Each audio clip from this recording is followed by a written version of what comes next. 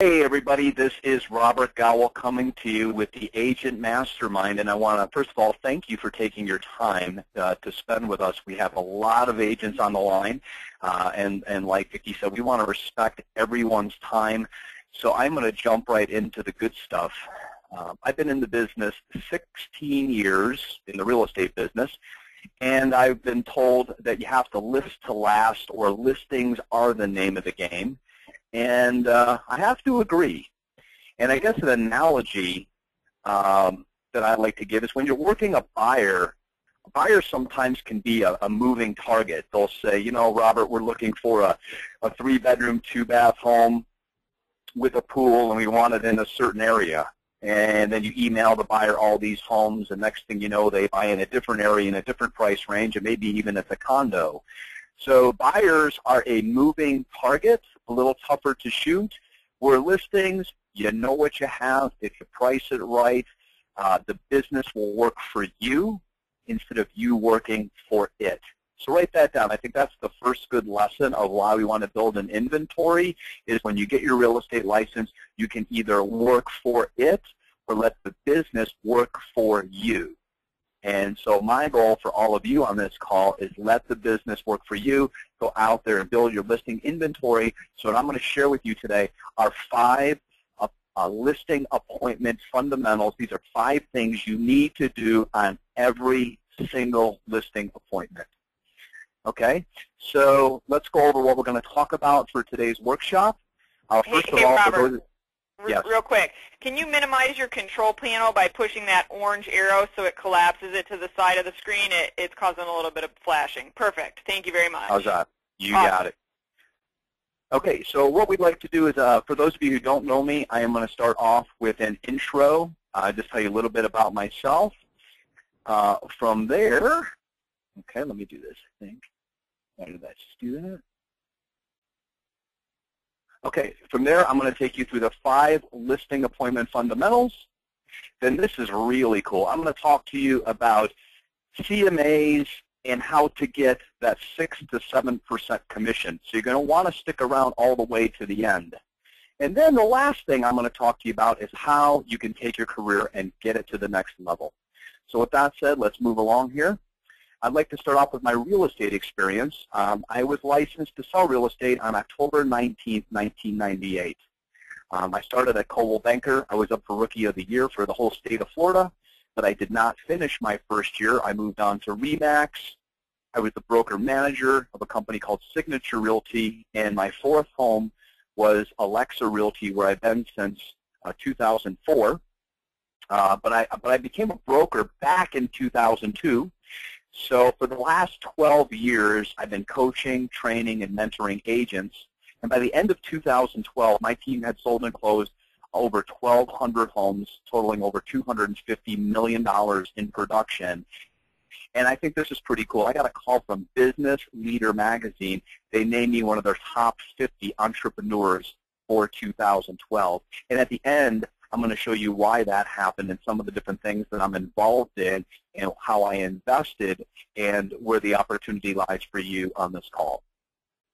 Some other things that I do, and I'd say I like to do well, is video. Video has changed my life. Video is part of the reason I am on this call instructing today. I would say 4 years ago, there wasn't a lot of people who knew who I was, although I was selling a lot of real estate.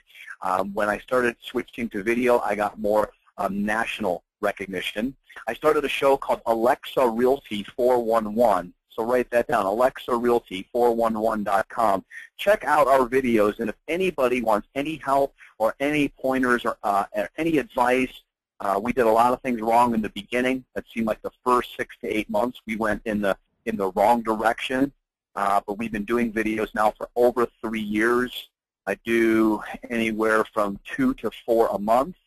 And our show has been seen, it's actually in over 131 countries. It's a real estate talk show. I'm the vice president of a company called Florida BP Claims. We've helped realtors get over $4 million due to the Gulf oil spill. And I'm the founder and president of the Real Estate Academy, which coaches and trains realtors to live a better life and make more income. And last but not least, this is my family. I am married for 11 years. I have 2 boys that are 7 and soon to be 9, or excuse me, 9 and soon to be 7. My older son, Jacob, he's the one that's kind of got his hands around my neck. He looks like me but acts like my wife. And the little guy in the middle, you can see with that mischievous smile, he looks like my wife but acts like me. He's the one that your mom and dad said, I hope you have a kid just like you. Vicki, that's what I got right there with him. That's cute. That's cute. So you have Vicki, a beautiful family. Don't be fooled by that little one for a minute. Okay. So here's where it changed for me. I had an aha moment in 2010, and it was when I saw an interview with Steve Jobs. And Steve said something that was really profound. He knew he was dying of cancer, and the gentleman giving the interview said, Steve, if you could pass along just one bit of information to somebody watching this program or this interview, what would it be? And Steve said, well, you know, you got to do what you love to do, because the only way to do truly great work is to love what you do. So for me, I started wondering, what's my passion? What's my purpose? And really, that is your purpose if you're on this call. Your purpose in life is to follow your passions, because here's how it works. If you find your passion, you will end up doing what you love. And if you do what you love, you will do great work. And if you do great work, you get paid well. And I think that's a little bit of a problem with the profession we have. There's a lot of people, they get into real estate and they just want to be paid well, and they don't really focus on doing great work. And so really this formula works best, and in my opinion, it's the only way it works, from the top down.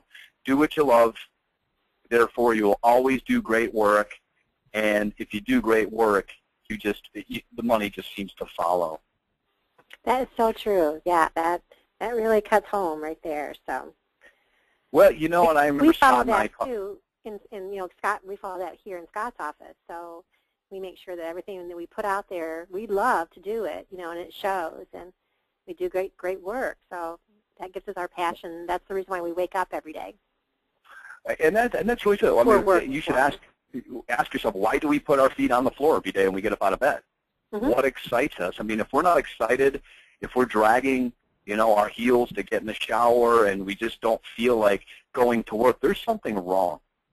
And one of my passions, and this is going to translate into today's class, it's coaching baseball. I coach 2 baseball teams this spring. And one thing I always try to do, whether I'm coaching or teaching, is I like to seek out people that have more knowledge than I do. So as a Little League coach, my team came in 4th in the district. Out of over 32 teams, we made the Final 4. Very exciting. And but what I try to do is I always try to learn. So here at the Tampa Bay Rays had what they called the Rays Initiative, where you got to go work with the Rays coaches for the day, and you maybe can see me with the red baseball hat on. But any chance I get to learn from somebody who's better than I am, I want to be there and I want to learn, and then we just go back and apply it. So as a baseball coach, there are basic skills, and here's where I'm going to relate this in a minute to real estate.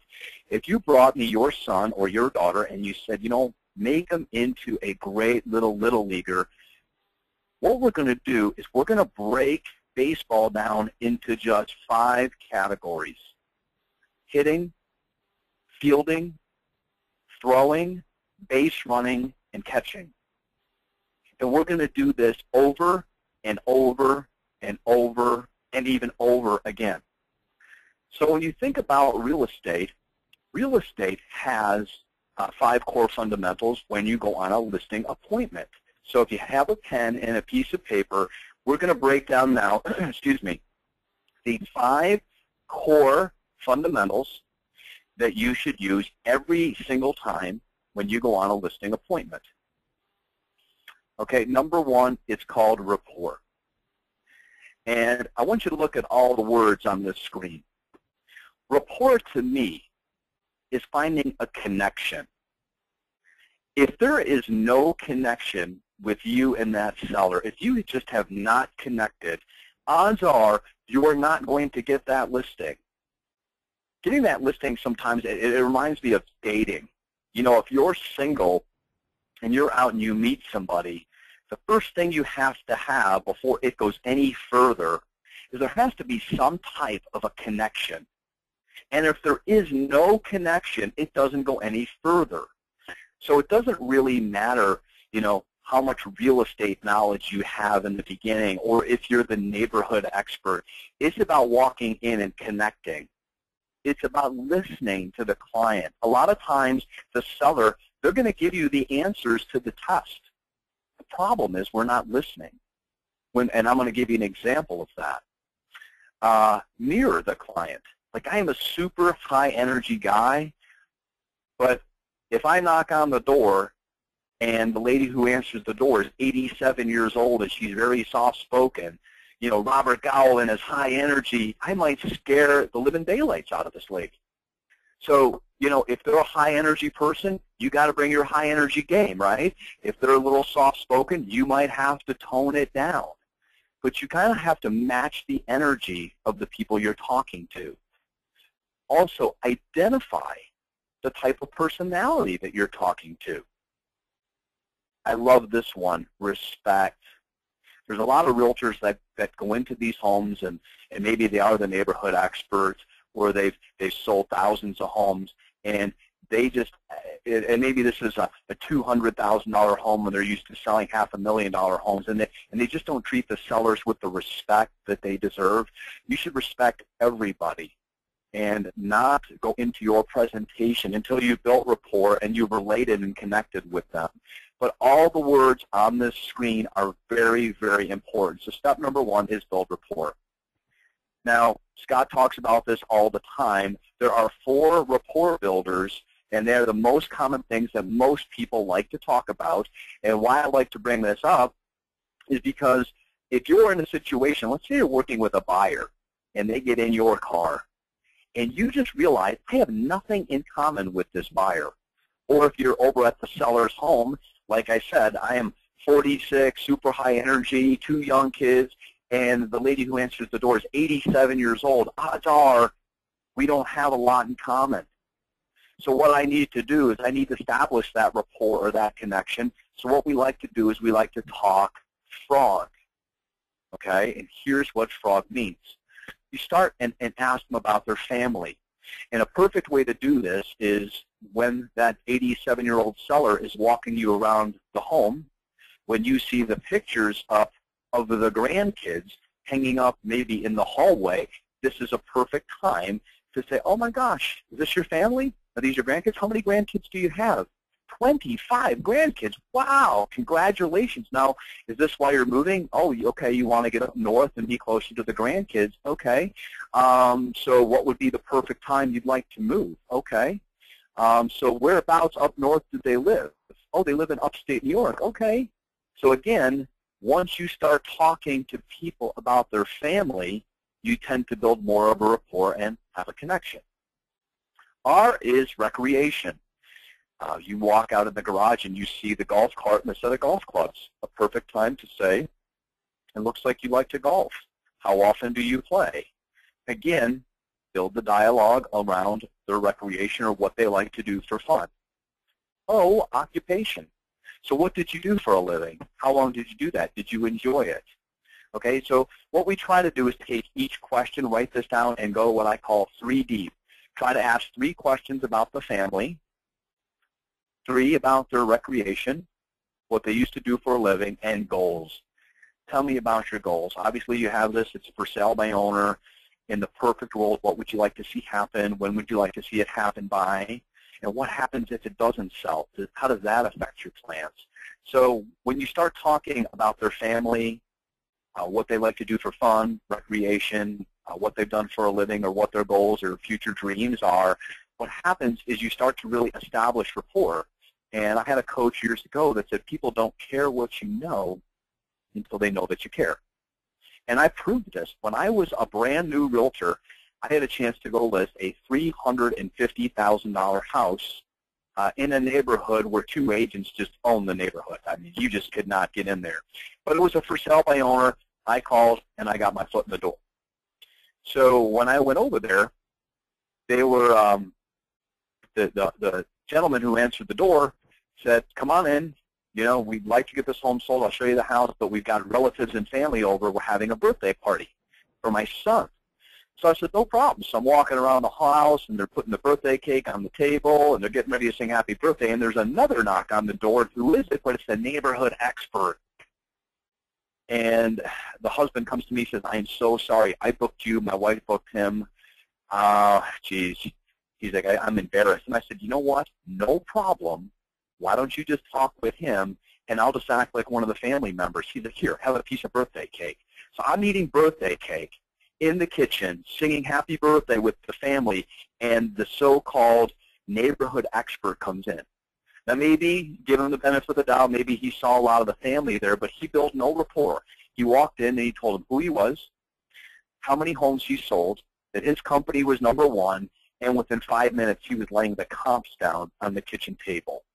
I ended up getting that listing and selling that, but the point is that no matter how good you are, don't try to go around building rapport. It's the most important thing. Vicki, any comments on that? No, totally, 100% agree.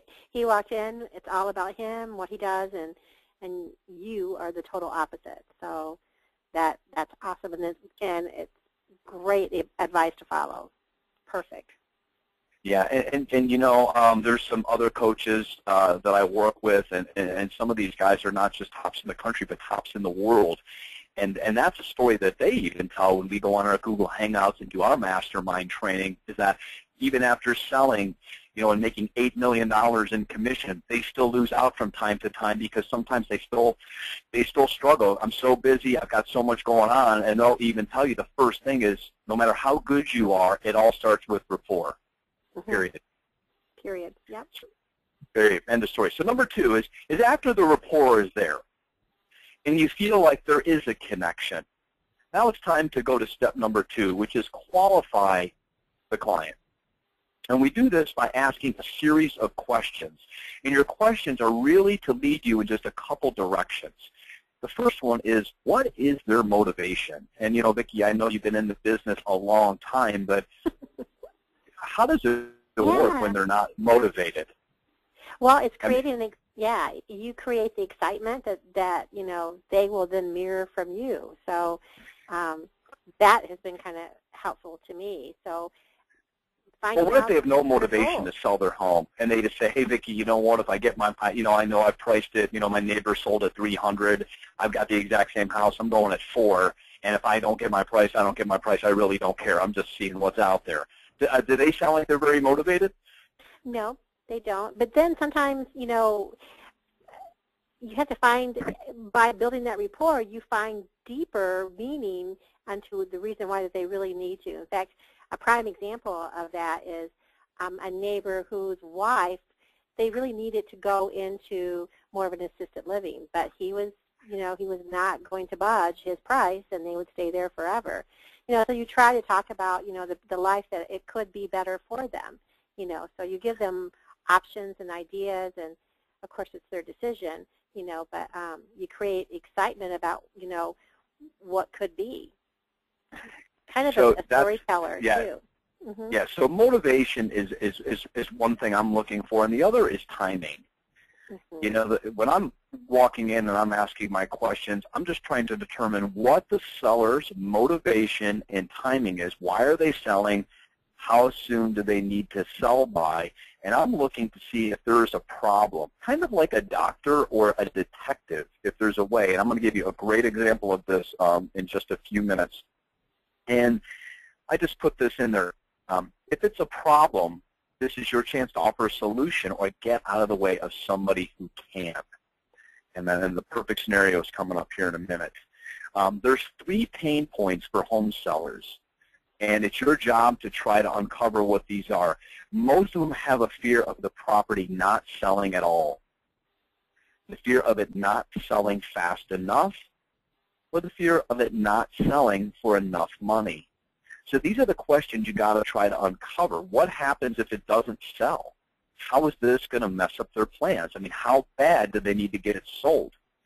And again, what is the timing? What happens if it doesn't sell in 2 months, 3 months? What if it takes a year? How is that going to affect their plans? And then if it takes a year, how is that going to affect their bottom line? Are we going to end up reducing the prices? So how much money do we need out of this to make our future dreams happen? But there are the 3 pain points for the seller. Valid point, too. Yeah. Absolutely. So the first one, again, just a little recap, is build rapport. After we build rapport, the next thing we do is we qualify the seller by asking questions to determine what their timing and motivation is. Now that we understand what their situation is, we get it, we know why they're moving, when they're moving, what they're doing it for, when they need it done by, now it's time to give our presentation. This is why we showed up. Now here's just some tips I'm going to give you on how to give a great presentation. First of all, your presentation's got to have structure.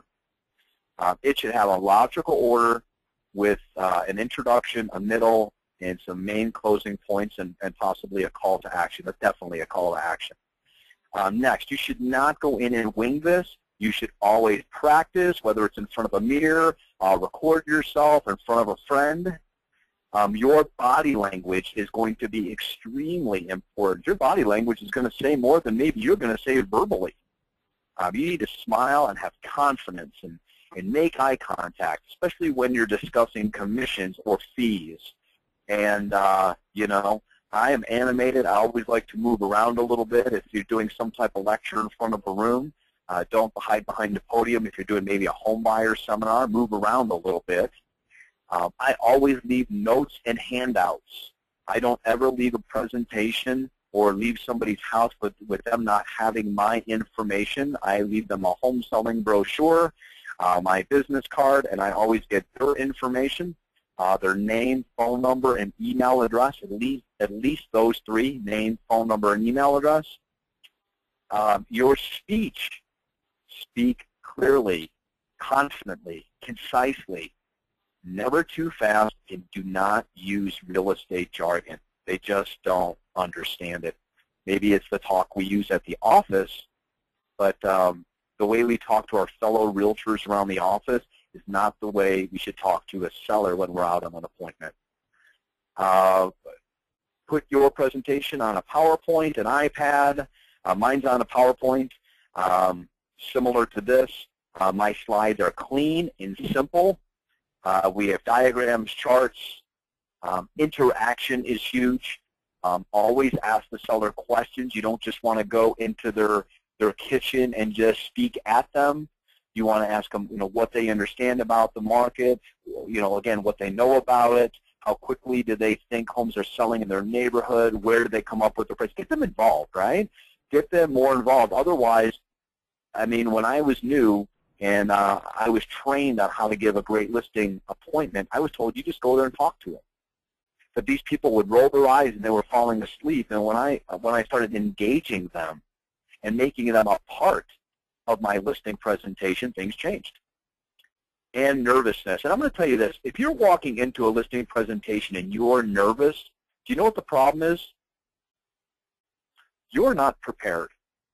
You know, and so many agents, they're fine if they're walking into a $200,000 or $300,000 appointment, but if they call that FSBO and they end up getting $1 million or $1.5 million appointment, they're really nervous talking to a $1 million client. And you know, maybe when you get that $1 million or $1.5 million client, you do a little bit more preparation. And if you are properly prepared, you will never be nervous. You will always have confidence, and that's where I think nerves come from. Is, you know, when I do these webinars, we have close to 1,000 people. I'm not nervous at all, but I've done this now, you know, for the past 4 years. I rehearse this stuff and I prepare for it, and so therefore, whether I'm speaking in front of 1,000 people on this line today, there are absolutely no nerves. I believe in everything that I'm telling you. Okay, so you have to believe it. So write these. You know, these points down: structure, practice, body language, leave a handout, your speech, your PowerPoints, your interaction with the client, and don't be nervous. Let's go on to number 4. Now, how many times have we seen a realtor get just the best presentation in the world, and at the end of that presentation, they're just hoping the seller jumps up and says, okay, I'll list. Yeah, absolutely. You know what? You have to ask for the sale, and I love this. It's the ABCs of selling. Always be closing, because you know what? You can't get if you don't ask. So after I give a presentation and I'm finished, I will ask Mr. and Mrs. Seller, okay, so you've seen my presentation, so I'd like to start with, are there any questions? Ms. Seller, do you have any questions? Mr. Seller, any questions? Okay. Well, if you don't have any questions, would you like to get started today? Ask. They're not going to tell you, but here's why we don't ask, and this is number 5, and I'm going to spend a little bit more time on this. It's people don't ask because they don't want to hear what the answer is going to be. And I'm going to tell you, most of the time you ask a seller to list with you, I mean, almost 8 out of 10, they're going to say no.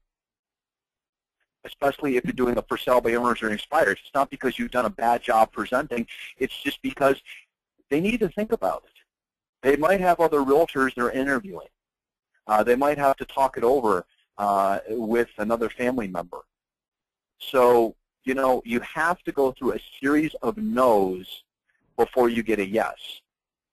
And I'm going to give you a few tips on how to handle objections, and then I'm going to give you a scenario that one of my coaching students have.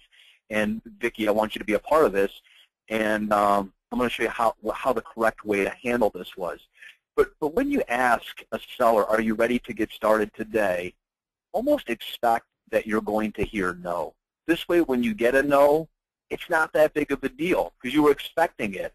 I think where we go wrong as realtors is we want to yes, we want to convert so bad, so we'll give a great presentation, and they don't really say at the end of our presentation they want to list, and then we don't really ask for the business, and we end up walking out the door. Ask for it. Yeah, and feeling disappointed. Yep. Mm-hmm. Yep, ask for it, and just say, as soon as I ask for it, I know what the answer is going to be. I'm just prepared. The answer is going to, now if it's yes, we're good. You know, there's nothing else to talk about. Just shut up and sign the paperwork. But expect that the no is coming. And if you go in with that attitude and they say, well, you know, the presentation, I got to tell you, the presentation was outstanding. You are very, very good. But, you know, my dad's a realtor up in New York, and, you know, I've got to tell him about you, how impressed I was with you. We're interviewing 2 agents at the end of the week, and we said we're going to give it to the end of this month. And, you know, after that, we'll let you know. So here's what I want you to do. I want you to understand the situation.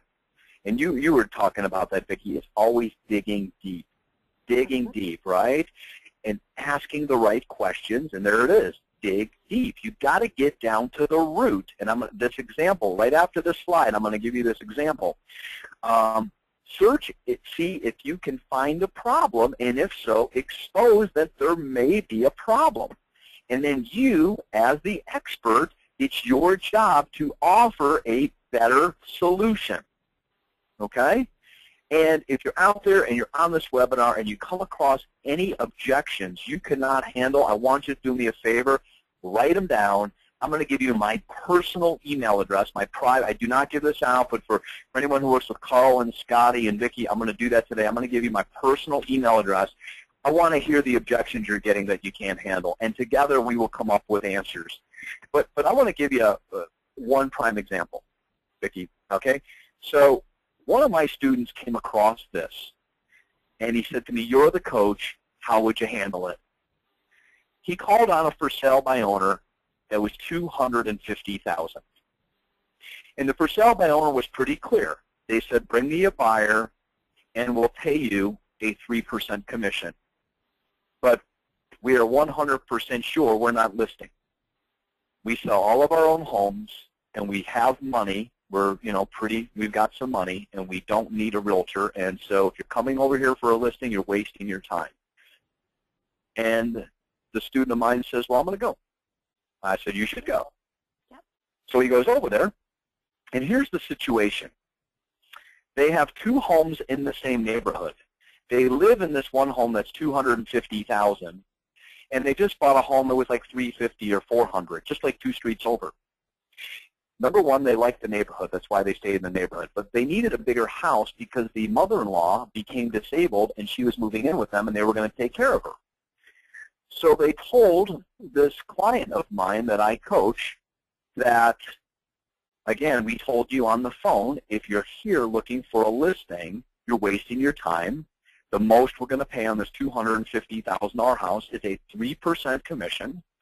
And between my money, my husband's money, and my disabled mother-in-law's money, I don't care if it takes me a year or 2 to sell this by owner. I just refuse to pay a realtor. So this coaching client of mine comes back and he goes, man, how would you handle that? I mean, Vicki, where do you go with that? For me, you know, when I was in real estate, I always was, you know, the buyer's agent. You know, I worked with large teams, and so, you know, I had great respect for the listing side. My specialty was on the buyer side, but, you know, I would want to develop the relationship. You know, I would want to be the resource that they come to week 1, week 2, week 3, week 4. You know, I would want to be the consultant in their business and find the solution for them. So what could I do to have them get to know me, and then they get to like me, and they start to trust and see that I'm, you know, I'm trying to help them. So I loved when you said the consultant and the solution, because that's what people are looking for. They don't want listing agents, but what they're looking for are consultants who have solutions. So look what I have up on the board. Understand the situation, ask the right questions, dig deep, see if you can find any pain, and if you can find pain, you need to offer a better solution. So here's what I said. I said, okay, so she said she's going to pay a 3% commission. She's just not willing to pay 6%. So on a $250,000 house, what's the discrepancy? $7,500, right? Right.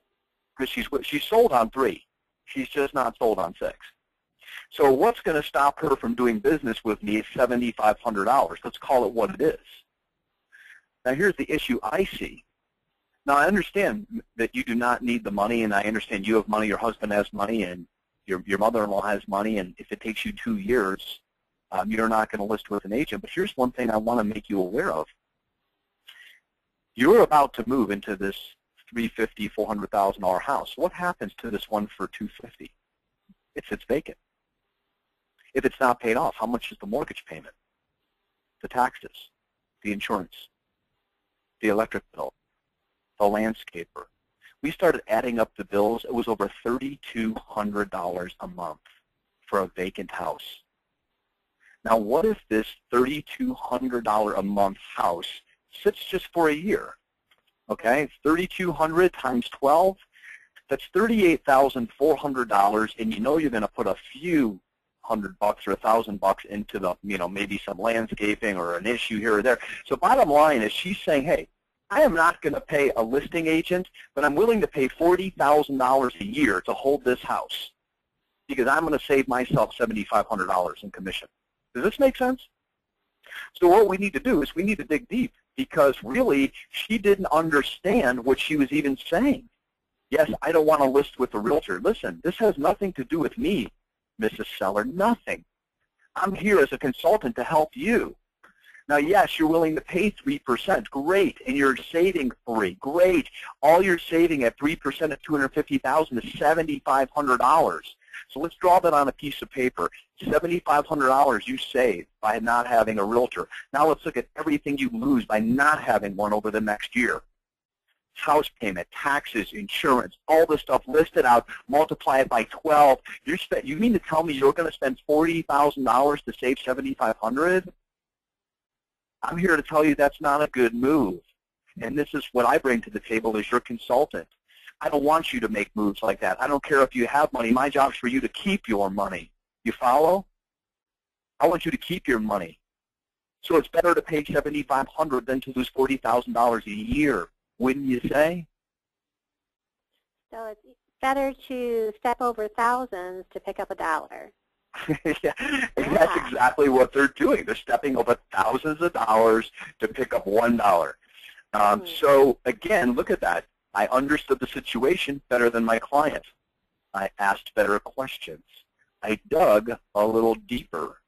I found a pain point, and use this, a little objection handler, anytime you come across a FSBO, expired, or anybody selling that has multiple properties that doesn't want to pay a commission. Get into the holding cost. What you really come to find out, this has nothing to do with realtors or commissions. This is all math, folks. Everything is math. Start doing better math and truly understand numbers and different matrix and different spreadsheets, and you're going to say, oh my gosh, this really just came down to numbers.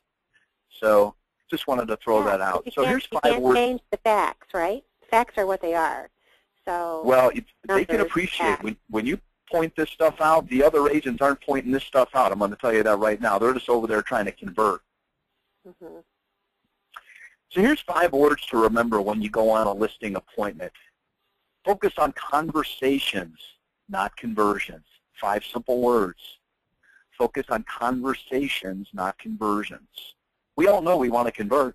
Of course we do. We want the listing. We want it. Well, there'd be something wrong with us if we didn't. But don't go in there even thinking about it. All you're doing is going in there trying to make a new best friend, because here's why. It's the conversations that will turn into conversions. So your job as a real estate agent is to get in these doors and have meaningful conversations and try to turn your conversations into conversions. So let's do this. Let's go over the 5 basics of a listing presentation. Number 1 is rapport. And you got to do these in order. You walk in the house, you walk in the door, the first thing you're doing is establishing a connection.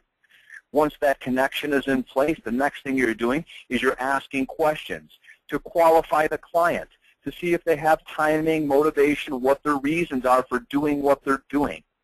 After you truly understand their situation, it's time for you to give your presentation. And I went over all the different ways and the different things that you should have in your presentation and how you should break them down. When you're done, ask for the sale. Ask for it. And expect the no is coming. And if you're expecting the no, you're going to be fine.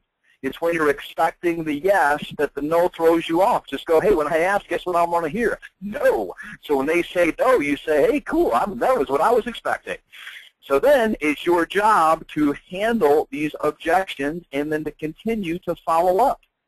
Here's a study on follow-up. Write these stats down.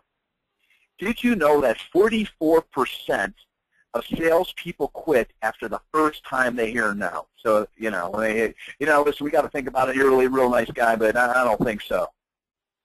44% of the people are out.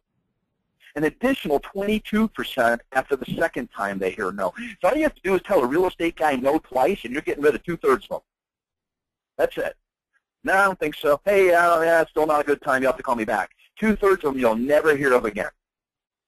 An additional 14%, the third time they hear no, will quit. And an additional 12% of salespeople will quit after the fourth time they hear no. So here's what it adds up to. 92% of all salespeople quit between the first and the fourth time they hear no. But this is based out of 100. And I'm telling you, 100 people aren't going after one listing. So usually by the time the seller's ready to say yes, okay, one more number here, 60% of the sales will close after the prospect has said no 4 times. So if you're giving up before the 4th time, you are not playing the odds. And that's what this is really about, understanding. This is that math thing again I was talking about, understanding math, understanding numbers, not taking it personally. 60% of the people are going to say yes after they've said no 4 times. Why? Because they have other people to talk to. It might not be the right time. They might just be busy at their job. I had football camp. My wife's out of town. I had to get home yesterday, and I had to get 2 kids to football camp to 8:30 at night. If somebody would have telemarketed me yesterday, listen, I don't have the time, okay? So that's a no.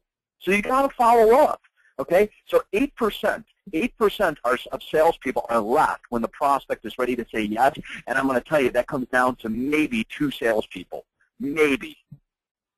So if you want to know how to get more listings, you need to be there when the seller's ready to say yes, and you need to find a way to get in front of these guys. And we have classes on this. So here's just something I pulled off the internet. This is a little study on how we learn as people. I just thought this was interesting.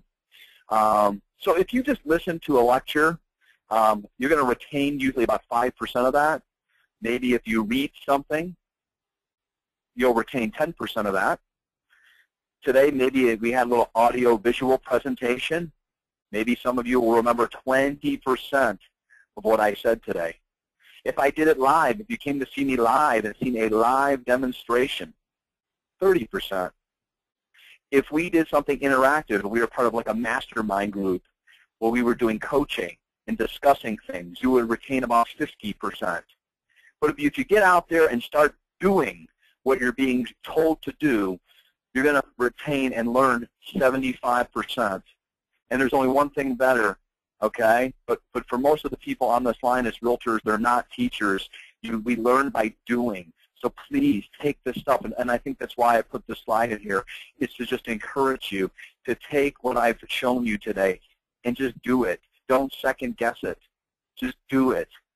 And I'm sure Scotty always sends the replay out. Please take it, listen to it again. But it's not going to do you any good just listening to it or showing it to a friend. Get out there and practice this stuff.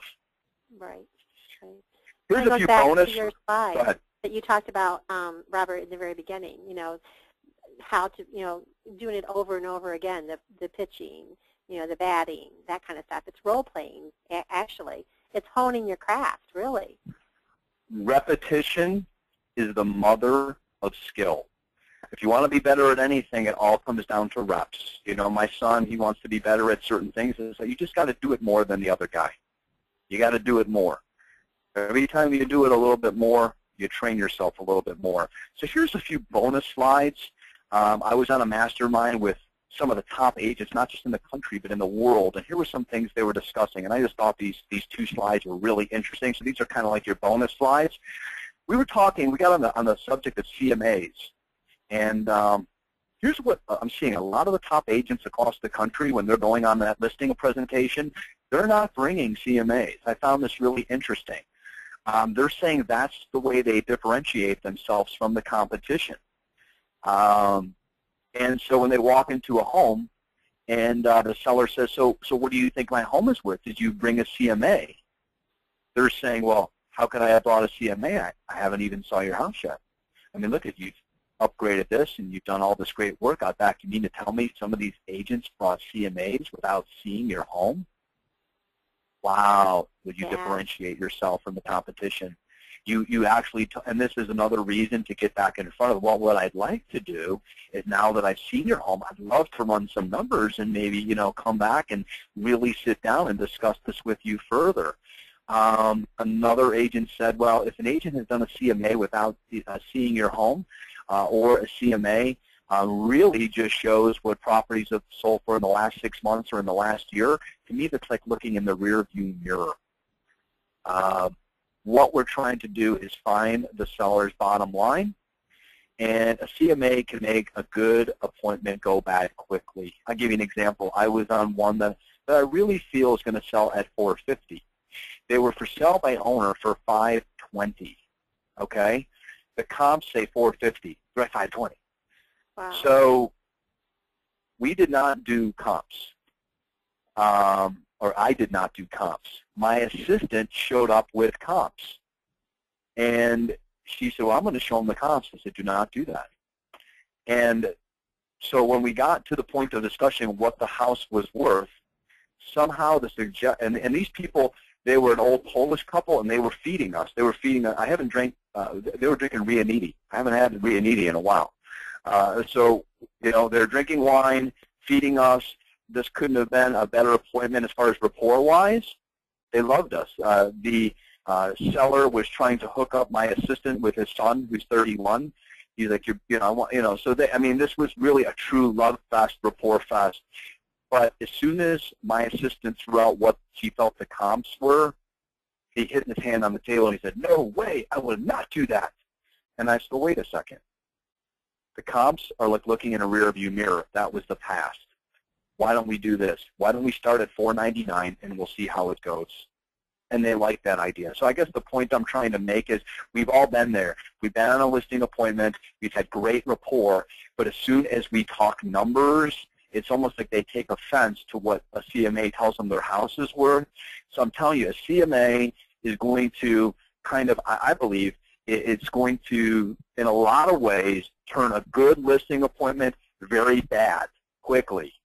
So, you know, you should have an idea what the house is worth, maybe do the CMA, but, you know, it's not something we necessarily have to bring out on a listing appointment. And this is what some of the top agents in the, not just in the country, but in the world are doing. This is one way they're separating themselves from the competition. No more CMAs. Here's a good one, commission. How do we get that 6 to 7% commission? Okay? So let's say I called you, Vicki, and you're a for sale by owner. What you're going to hear a lot, let's say you have a $100,000 rental property that, you know, you have tenants in, and I call you on it. And you say, you know, Robert, we're not going to list with an agent, but if you have a buyer, I'm willing to pay you 3%. That's very common, right? 3%. So here's where I'm going to take that. Because I want 6% at the least or 7%. You told me you're willing to pay 3%. So here's what I do. I say, okay, well, listen, Vicki, I appreciate that. So let me ask you, if I bring you an offer of, let's say, $90,000, would you still be willing to pay me that 3% commission? Well, you know, yeah, but not anything less than 90. It has to be. I'll tell you what, Robert, if you can get me 90, I'll still give you that 3%. But that's it. Not even 89. It's got to be 90. You know what I just did right there? I got the seller to knock 13% off the price, and the real buyer hasn't even shown up yet. So before you call these people, or when you are meeting them in person, and when you are discussing this commission in person, and they tell you, well, I told you on the phone I'm willing to pay you 3%, you should already know in your mind before you go in there what 90% is, and ask them, if I bring you an offer at such and such, would you consider it? And right then and there, they're going to bring their price down even more if they say yes to the $90,000 and the yes to the 3% commission. Like I've said on that third bullet point, they have already reduced their price 13%, and the real buyer hasn't shown up yet. Now when the real buyer does show up, and instead of 90, he's a cash buyer and he's there at 87 or 85,000 cash, they will knock off another 3 to 5% once the real buyer shows up. So how this works out is, and it doesn't happen all the time, but a lot of sellers, they will come off 16 to 18%. They won't act like this on the phone. They'll tell you on the phone, bring me a buyer and I'll pay you a commission. Now you have to throw the offer price out. Okay, well, an offer of this, that wouldn't be insulting, right? No, I'll still work with you here. They just reduced it more. Now, again, when the real buyer shows up, and that's in the ink, on the paper, and it's signed, they're going to come down even more. So you got 3 chances to get that seller down. One is, again, in the beginning, they're going to pay that 3%. Then you got to throw the offer out. If the offer is this, would you still consider it? And then, again, understand when the real buyer shows up, they're going to come down again. So if they will come 16 to 18% off their price, believe me, there's plenty of room for your 6 to 7% commission in there. Does that make sense? Makes perfect sense, yeah. Okay, so we're getting down to the last few slides. So here's what I want to talk about. We have about 10 minutes left, and I want to talk about how to take your career to another level. If you haven't read this book, it's a great book. It's by a man by the name of Daniel Coyle, and it's called The Talent Code. And what Daniel Coyle did is he not just searched the country, but he searched the world for all the hotbeds of the greatest talent known to man. He went to a little Russian tennis camp in Siberia. He wanted to find out how this little small Russian tennis camp could produce more top 20 players than all of the whole United States combined. He went to a little music coach in Dallas, Texas, who produced like Britney Spears and Ashley Simpson, Jessica Simpson, Ryan Cabrera. He wanted to see what all these hotbeds, he called them hotbeds of talent. He went to these football camps where they produced some of the greatest football legends of all time. And here's what he calls his 3 secrets to greatness. You want to see what the 3 secrets to greatness are? Yeah, I do. Here's what he put in there. 3 key ingredients to greatness. Number 1 is motivation. There's no way I can help any of you get any better if you're not motivated. You have to want it and you have to be motivated. So they realized that the people who were really succeeding to the highest levels were the most motivated. From there, the next thing they did was they sought out a great coach. And the coach made them practice. Even though they didn't want to, they were forced to practice. And it's a combination of motivation, coaching, and hard practice, which were the 3 key ingredients in this book, The Talent Code. And what I was just saying to you, repetition is the mother of skill. So I'm going to put my site up here. If any of you want to look up our real estate consulting and coaching business, it is the realestateacademy.com. And when you pull up the site, this is what it's going to look like. And do us a favor. Like us on Facebook. We're at the Real Estate Academy on Facebook. And it ends in an I, A-C-A-D-E-M-I. Okay? So for all the people on the call today, I told Scott and Carl I was going to do this, and this is just for certain people. This is not for everybody.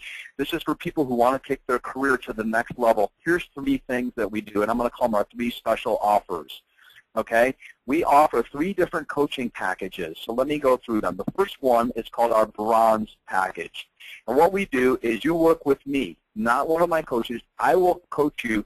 We will do 2 30-minute calls just with you, not thousands of people like on the line today. 2 30-minute calls every single month.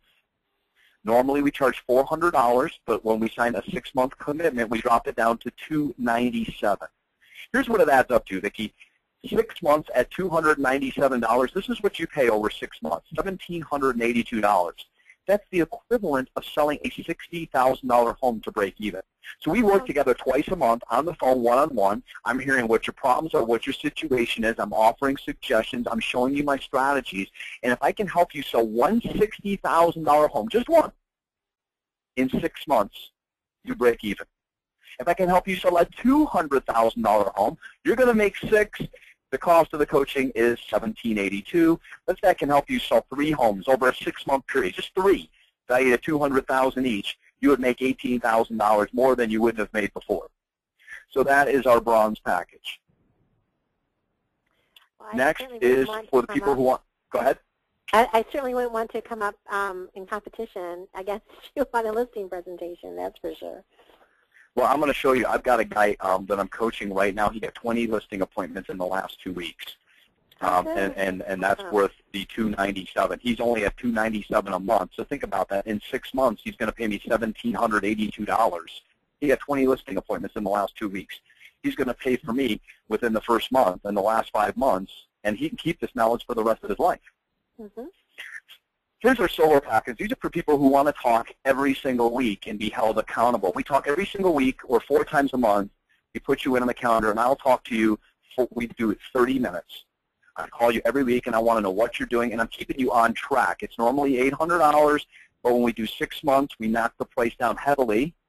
And again, we think about the cost. It's not expensive.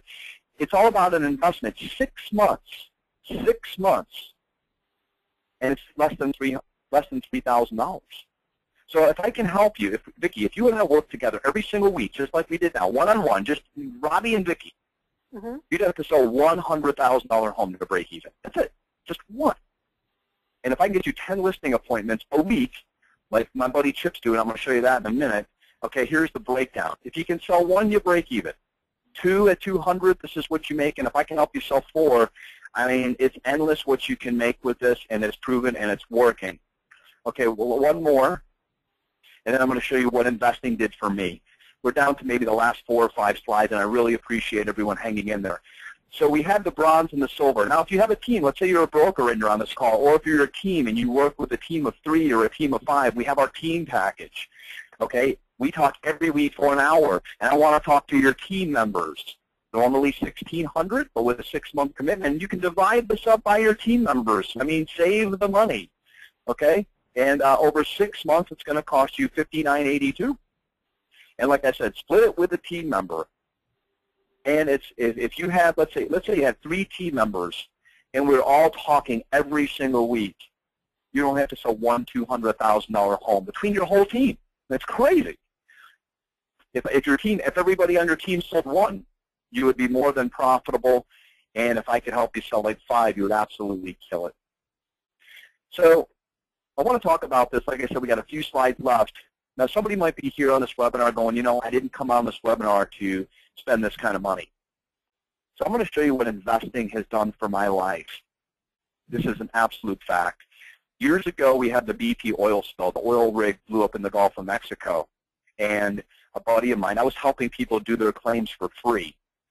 And a buddy of mine said to me, why don't we start a company? Now, here I've got the successful real estate and coaching business. And my buddy said, let's go start a company and help people with their claims. I need $20,000. So think about this. What if I said to you, Vicki, you want to do some oil spill claims to me today? You might say, I don't know. I need to know more about it. Hey, give me 20 grand. This conversation ends right now. I don't know. This is not what I do.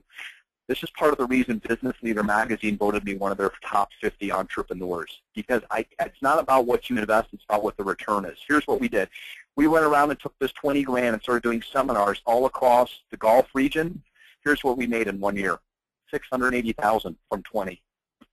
Then we still have 142 claims in that are being processed, and if I get paid on half of those, it's another $781,000. So this is not a joke, Vicki. Something I invested $20,000 in, I'm going to make over $1 million. And you can look it up. It's flbpclaims.com. So here's what I did. When I took that money, okay, so I made this nice chunk of money from the BP company. Here's what I did. I invested in an insurance company because I'm all about investing. And there's people on this call, and that might be what is stopping you. You're not investing in yourself or anything. I invested in a privately held insurance company. I told my whole family about it. Some of my family invested. Some of them thought I had lost my mind. But I will invest. I invested $112,500 2 years ago. It went public on May 23rd. I'm going to show you when my buddy rang the bell at the New York Stock Exchange. Here's what it turned into the day it went public. And as of yesterday, 6/9, I looked at my stock, $439,000 yesterday. But if I'd ask anybody on this call, hey, do you have $112,000? You would think I had lost my mind. But I'm going to show you how and what my method is and what my thinking is. And when it reaches $16 a share, I'm going to break $500,000. So next year in my investments, this isn't selling a house. This is no coaching. Next year, I will break over 7 figures without even selling a house or not even coaching one student. I'll break over 7 figures next year, just investments. Okay? So here it is. This is the company that I was telling you about on Friday, May 23rd. They went and rang the bell at the New York Stock Exchange. Again, investing. Last slide, and then we'll take any questions. Now, you've seen some business investments I did, and I'm not trying to impress anybody on this call. I'm trying to impress upon you. Again, I'm not trying to impress you. I'm trying to impress upon you. This is what I did with my business. Let me tell you what I did with my own personal health. Here was me, Vicki, on the beach, 43 years old. My wife showed me this picture. I was on a cruise. She's like, really? So here's how I do all my investments. I'm going to give you the key to it. So I went and I said, you know, it's time for me to hire a trainer, just like it was time for me to invest in BP. Okay, so I went and hired a trainer. So here's how it works. If you don't believe what I'm telling you on the phone, please don't call me or email. It's not going to work. But the first thing is you have to believe you want better. So if you believe you could do better or want better or have better, it starts with belief. So I'm just looking at my physical appearance there. The first thing I believed at age 43 is I wanted to look better. I believed I could look better. The next thing I did is I went and invested. I hired a coach. I invested over $500 a month to get into better shape. And then I worked at it. And you know what? When you work at it, guess what? You struggle. And there were days I didn't feel like going to the gym, and there were days my trainer picked me up, and there were days he held me accountable, and my trainer, he was there, and he would not give up on me. And here's the result. You ready for the result? Ta-da-da. Did I lose you? Drum roll, please. There's the result. Hey. In 16 months. Wow. So the point is, again, I'm not trying to impress anyone. But here's what I've done, whether it's been with my personal real estate coaching, with my BP business, with my insurance business, real estate, whatever. It starts with belief, guys. If you believe in yourself, in your career, the next step is after belief, it's time to invest. I didn't want to pay a trainer $500 because you know what? I know how to work out. Just like some of you are like, I know how to sell real estate. But the question is, even though I knew how to work out, was I doing it and wasn't I pushing myself? And when I hired a trainer, he pushed me places I didn't want to go, but I went there. And if you're willing to push yourself, look at what the result can be. I'm 46 years old. I'm in the best physical shape I've ever been in my entire life. And again, I'm not trying to impress anybody. I'm just telling you guys, this is really working for me, and that's why I came on the call. Here's a testimonial I just received on 6/8. A guy by the name of Chip Deacon with Keller Williams. This is an email. He said, Robert, he's doing the $297 package. He said, I just want to thank you for the awesome coaching. Using your techniques, motivation, and confidence, we've been calling FSBOs for the past 2 weeks. I've scheduled over 10 appointments each week, so 20 appointments. They're now in my follow-up program, and I have a few listings waiting to happen. In fact, one listing scheduled for this week. So right then and there, in just 2 weeks, it's about the investment's going to pay for itself in 2 weeks. So I guess how I'm going to close this out is I don't want you to think about the investment. Think about the return. It's all about, I put $20,000 into a BP company. It's going to turn into $1 million. I put another 112 into another company. That's going to be a half. So what are you willing to, do you believe, and are you willing to invest? With that said, I have a 1-800 number. If any of you like to call, leave a message in our general mailbox. And I'm giving you my own private, this is my own private email.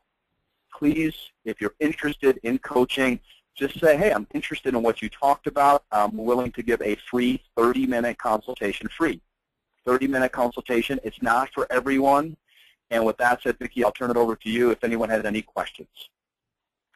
Well, good. Yeah, thank you so much. I learned quite a bit, even though that was not part of what I did back when I was in real estate. But I learned. So that was, thank you for the class today. That was awesome.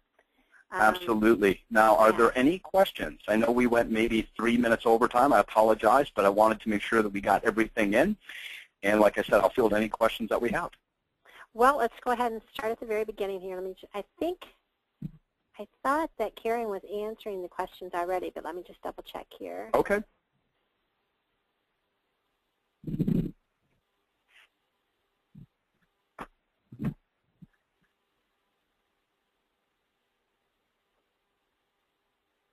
Can you confirm your, how about your YouTube channel, Robert, that they can follow some of your videos? Do they just look for you on YouTube? I switched to Vimeo. There's a few songs and a few little splices I like to put in, and YouTube started stopping them. So what I did is I went to private hosting on Vimeo, V-I-M-E-O, and they can follow my blog at AlexaRealty411.com. Alexa Realty, A-L-E-X-A, Realty411.com. Okay, great. How many agents do we have on today's call? I think we had close to 800 after maybe a little bit more. Just wanted to, Kenny had asked that question. And let's see if there's anything else in here. Yes, you do get with your loan officer. They will provide you the link so that you can view the recording in the replay section of Agent Mastermind or agentmastermind.com/replay. And then you'll get your password so you can watch this. Normally it takes about 24 hours to upload the class to our server, so just want to let you know about that. I'm sorry if you guys could not hear me too well. My mic was not working, so I was on a headset. So I apologize on one of the comments that they said there. And okay, I think we're all set here. I think we've answered all the questions. Karen was busy taking care of all of them. If there's not, shoot Robert an email. Obviously, I'm available on Facebook too as well, or VickiRice3@gmail. I'm Scott's partner. I don't know if I introduced myself in the very beginning, but I'm the one that kind of also comments on Agent Mastermind and gives some help and some direction. If I think that I can offer some service, you'll see my comments there. So I think we're good to go. Thank you so much, Robert. And thank you, Vicki. It's always a pleasure. Oh, I'm so proud to have you on here, so that's awesome. Okay, have a great day, and we will see you next week at the same time, same place. Thank you. Thank you very much. Bye, everyone. Bye.